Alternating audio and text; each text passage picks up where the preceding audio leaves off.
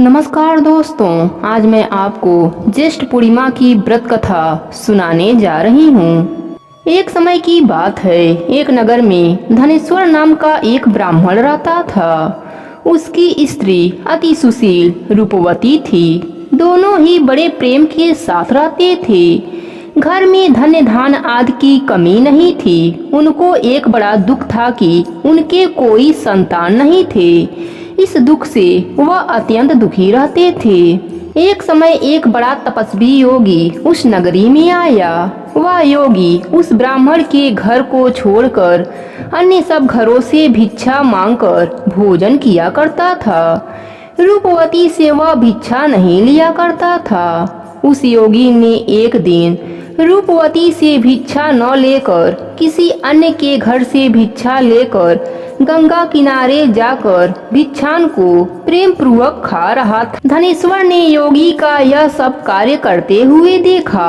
अपनी भिक्षा के अनादर से दुखी होकर धनेश्वर योगी से बोला, महात्मा, आप सब घरों से भिक्षा लेते हैं, परंतु मेरे घर की भिक्षा कभी नहीं लेते। इसका क्या कारण है? योगी ने कहा कि निसंतान के घर की भीख पतितों के अन्न के तुल्य होता है, और जो पतितों का अन्न खाता है वह भी पतित हो जाता है। चूंकि तुम निसंतान हो, अतः पतित हो जाने के भय से मैं तुम्हारे घर की भिक्षा नहीं लेता हूँ।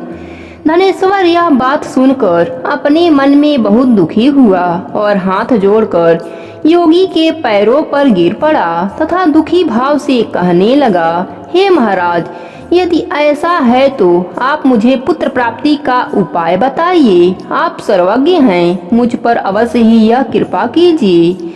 धन की मेरे घर में कोई कमी नहीं है, परंतु मैं पुत्र न होने के कारण अत्यंत दुखी हूँ। आप मेरे इस दुख का हरण करें। यह सुनकर योगी कहने लगा, हे ब्राह्मण, तुम चंडी की आराधना करो।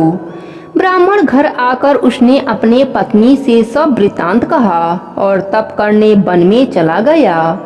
वन में जाकर उसने चंडी की उपासना की।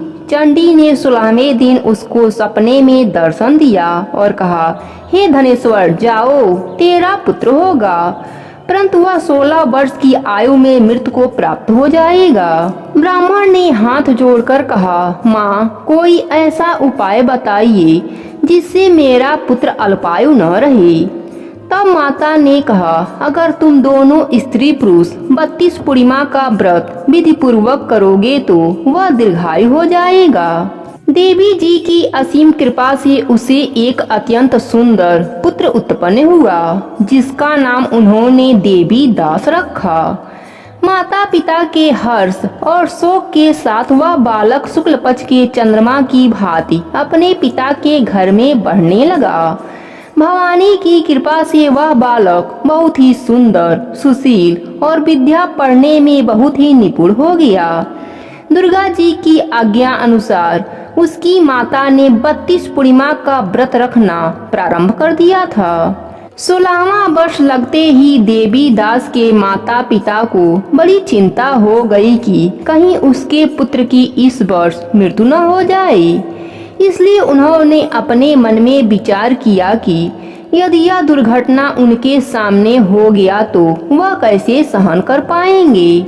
तब उन्होंने देवी दास के मामा को बुलाकर कहा कि देवी दास 1 वर्ष तक काशी में जाकर विद्या अध्ययन करेगा और उसको कभी भी अकेला मत छोड़ना, और 1 वर्ष के बाद उसको घर लाना। ब्राह्मण और उसकी पत्नी ने अपने पुत्र की मंगल कामना के लिए दुर्गा माता की आराधना और पूर्णिमा का व्रत करना आरंभ कर दिया था।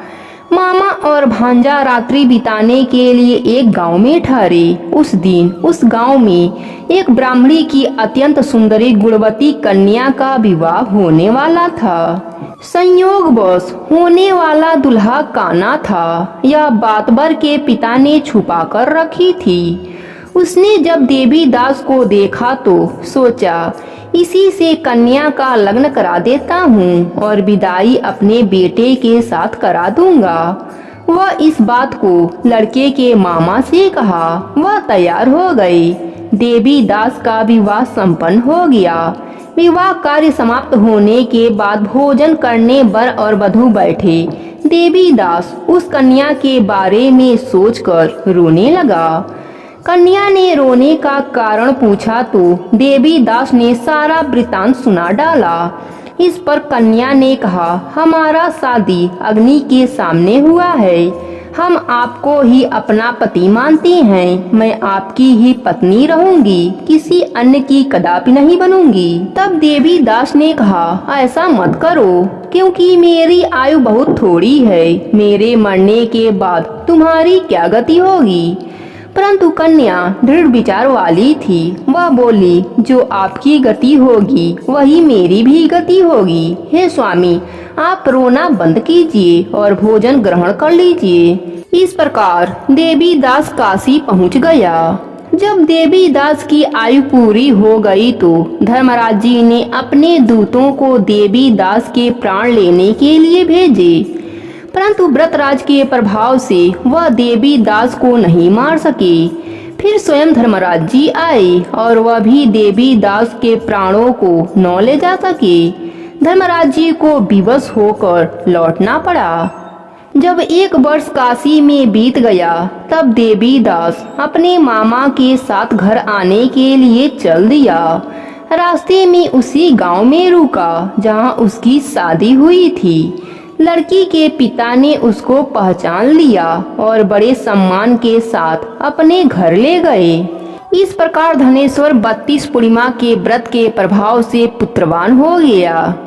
जो भी स्त्रियां इस व्रत को करती हैं वे जन्म जन्मांतर में वैदर्भ का दुख नहीं भोगती और सदैव सौभाग्यवती रहती हैं। यह व्रत पुत्र पौत्र को देने वाला तथा संपूर्ण मनोकामनाओं को पूर्ण करने वाला है।